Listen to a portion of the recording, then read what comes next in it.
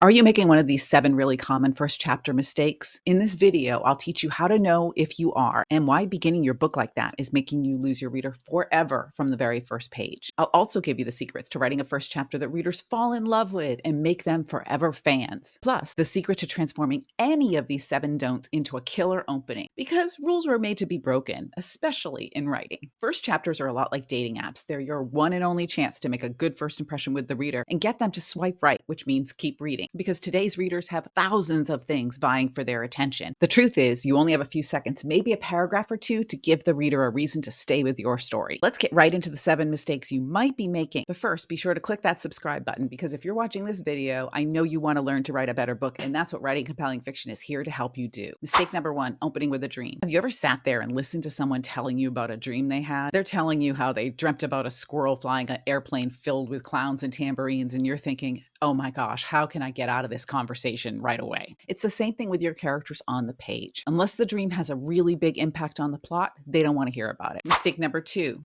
starting with backstory. I did another video on this that you can get up to right up here, or maybe it's right up here. I always forget because it's such a common mistake. Writers really feel like they have to get to the character's history on the first page so that the readers know why they're acting the way they are. Yes, the history is important, but not yet. You need to work the history in, which is the backstory, at the right time and for the right reasons. And why? A plot is a lot like a roller coaster, and the reader wants to feel that constant tension about whether things will work out for the character. When you put in a lot of backstory, essentially the cart on the coaster stops moving or goes backwards. And when that happens, it stops or slows the plot. You want to find a way to work it in and keep the plot moving at the same time. Mistake number 3 is focusing only on external events. While you definitely want action on the first page, you don't want it to be all action and no emotion. You need a real good balance of both. Readers are looking for connection, and if you only focus on external events, they don't get that emotional connection. Mistake number 4 is telling way too much. I've done a few videos on show not tell, and there's a playlist on show not tell on my channel. But here's why too much telling is bad. Telling is passive, and it doesn't engage the reader's imagination. You're basically spoon feeding them everything and not allowing them to picture the events and figure things out and put that puzzle together themselves. When that happens, they don't engage with your book and they don't connect with your book. In order to hook the reader, you really got to get their brain involved, and that's part of what showing does. Using lots of adverbs or verbs like was, felt, seemed, those are all indications that you're telling. Just don't want to do a lot of that. You want to show instead. Showing is vivid and active and makes the reader pay attention. Mistake number 5, starting with a journey. There's a video on that too. You don't want to start with your character on a road trip, because what you're essentially doing is Ubering the reader to the beginning of the book. Think of it this way. If you're going to Paris, all you really care about is being in that city, not the transatlantic plane ride that you take to get there or the taxi cab you take from the airport to the city. You only care about the city itself, the adventure that you're going on, and the reader is the same way. Put the character in action as soon as possible. Mistake number 6, introducing characters who don't matter. The very first character you introduce on the page is the one that the reader is most likely to imprint with or connect with. Any character that you name, our brains are trained to remember. So if you put a character on the first page that doesn't matter, never shows up again, and the reader has gone to all this trouble of connecting with them and remembering them, the reader's going to feel ripped off. Mistake number 7, too much information. This goes hand in hand with backstory and telling. We all have that one friend that tells us way too much information about their bout with the flu or that weird bump they've got growing on their back. Things we truly don't want to know. A book should be intriguing enough to keep the reader turning the pages, but not give them so much information that they're bored. That's a lot of mistakes you could be making. So how should you start your book? Well, I want you to take a second to think of your story like a dating app. I know, right? That sounds crazy, but it's true.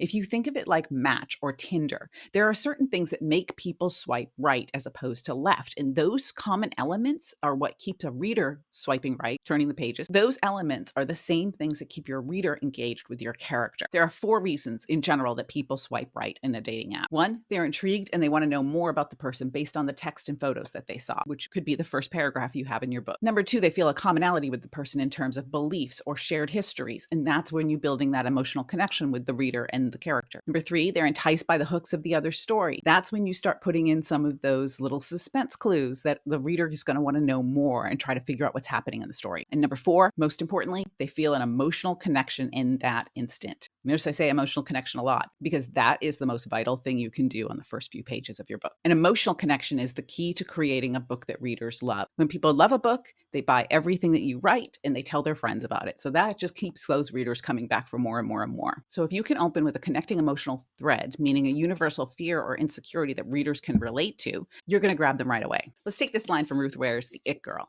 Afterwards, it was the door she would remember. It was open, she kept saying to the police.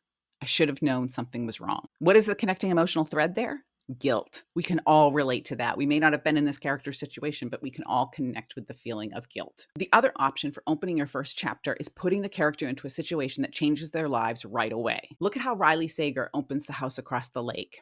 I stare at the detective on the other side of the table, an untouched mug of coffee in front of me. Immediately, we know that this main character is in some kind of trouble because, it's never a good sign to be sitting across from a police officer. So whatever has happened to bring that character there is without a doubt a change in his or her life. Third, you can try opening with a hint of what's to come. The prologue to Lisa Jewell's Watching You was enough to keep me reading long into the night to find out what actually happened to the character. It starts with the detective finding something that's in a puddle of blood, and that makes me want to find out what character that boot belongs to. A red suede tassel, the sort that might once have been attached to a handbag or a boot. It just sits on top of a small puddle of blood. We know someone has probably been murdered. And when you meet a character a few pages later, a character you immediately like, and see that she is wearing boots with red tassels, you are turning the pages to make sure she makes it to the end of the book. You can also start with showing by using active words, even if the character is just thinking. Lisa Unger's Last Girl Ghosted starts in a bar where the character's waiting for a date to show up. The character's thoughts are active, which means it shows the environment instead of telling the reader about it. The East Village bar I'm in is crowded and overwarm with too many bodies, manic with too many television screens,